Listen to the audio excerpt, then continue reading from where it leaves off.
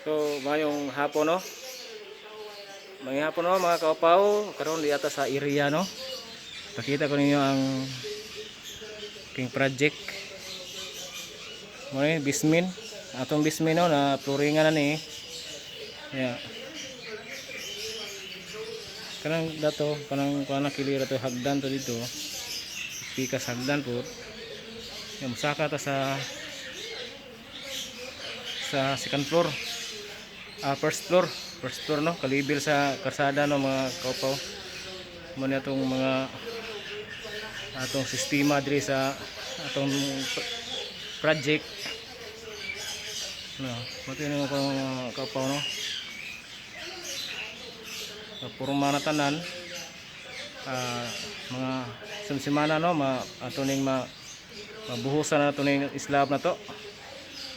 Oh, naka-slab na ni siya. Karang haligi nga dawel para daga na second floor.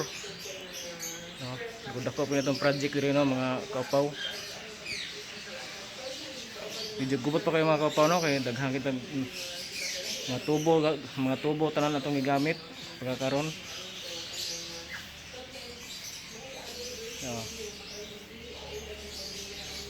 Ano itong sistema diri sa atong area no mga kaupaw.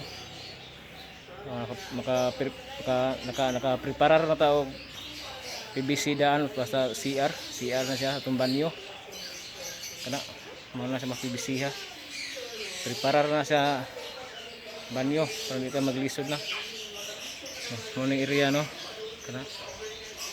Okay, dili na kutob na mga kaupaw, update na tayo, i-update lang tamo sa sunod na mga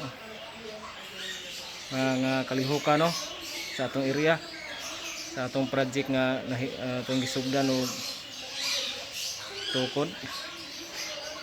Okay, so simana magbuhos sa tatarano sa slab sa first floor.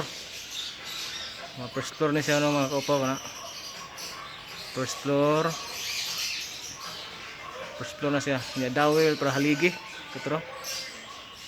Kita niyo mga haligi nagbaro pa nga no. Sumpay para second floor no. Okay, sige mga kaupaw. Maraming salamat. I-upload mo sa sunod mga video. Okay, bye bye.